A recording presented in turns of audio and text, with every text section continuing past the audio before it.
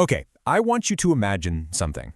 An entire army, thousands of soldiers strong, buried deep underground for over 2,000 years, just waiting for a battle that would never come.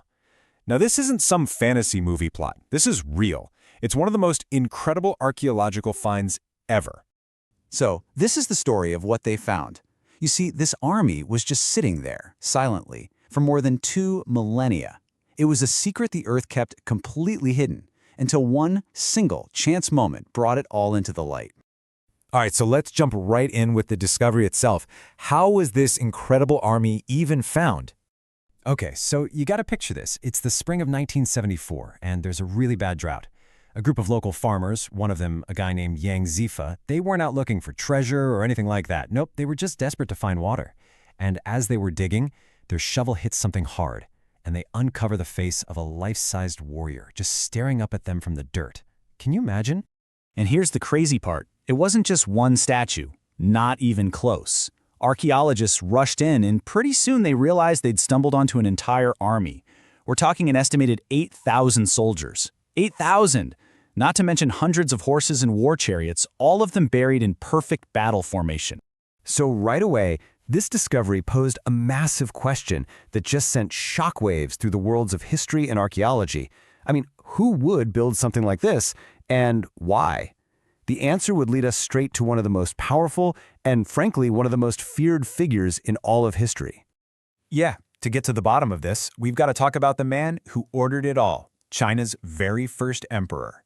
So this whole army was the brainchild of a guy named Qin Shi Huang. Now, to understand him, you have to know that before he came along, China was a total mess. It was called the Warring States period. We're talking centuries of brutal conflict between rival kingdoms. Well, Qin Shi Huang ended all that.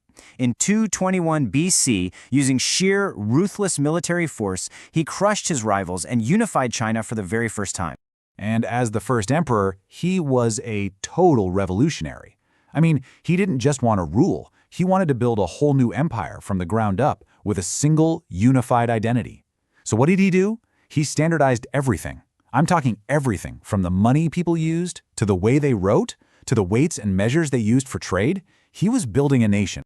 But for all the power he had in this life, the emperor was absolutely obsessed with the next one. And that brings us to his plan for an eternal kingdom.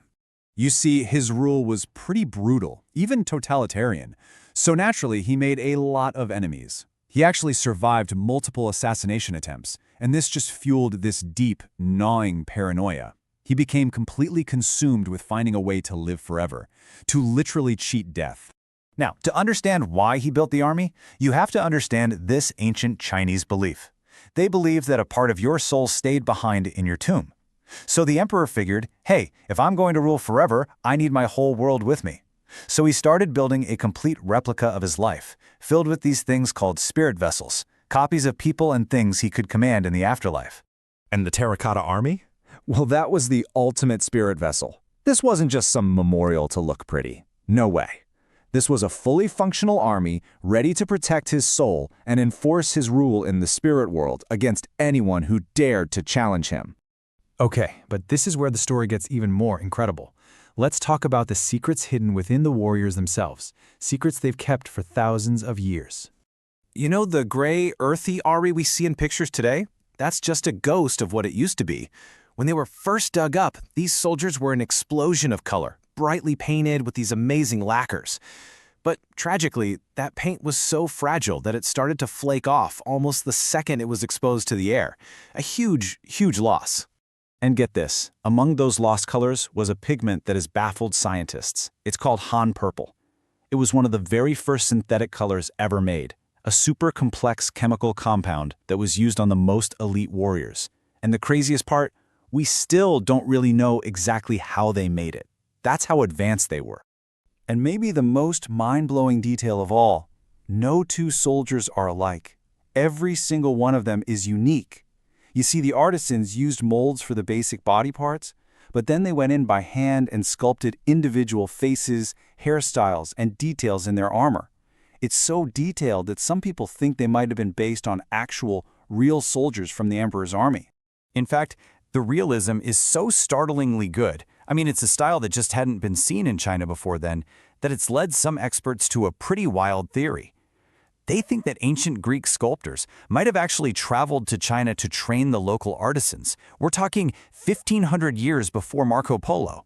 It's a game-changing idea if it's true. But hold on, the story isn't over, not by a long shot, because the biggest mystery of all is still buried, completely untouched. So even after all these decades of work, we've only seen a fraction of the soldiers. Most of them are still underground. And that's on purpose. Archaeologists are being incredibly careful, working slowly, waiting for technology to get good enough to preserve those precious colors on the thousands of warriors still waiting to be unearthed. And think about this. As huge and impressive as this army is, it's just the security detail. They're just the guards. The main event, the first emperor's actual tomb, which is meant to be a massive underground palace, is nearby, and it's still sealed. Nobody's been inside for over 2,000 years. We have ancient records from a historian named Sima Qian that describe what's supposedly inside, and it sounds like something out of a movie. He wrote that the ceiling is a map of the heavens covered in pearls and jewels. The floor is a map of the entire empire. And get this, there are replicas of China's great rivers, but flowing with liquid mercury. Oh, and it's supposedly rigged with crossbows to shoot any intruders. So for now, all we can do is wonder. What treasures, what incredible secrets is the first emperor still guarding down there in the dark? He's still there, continuing his eternal reign, protected by his silent, loyal clay army, holding on to secrets we might never uncover in our lifetime.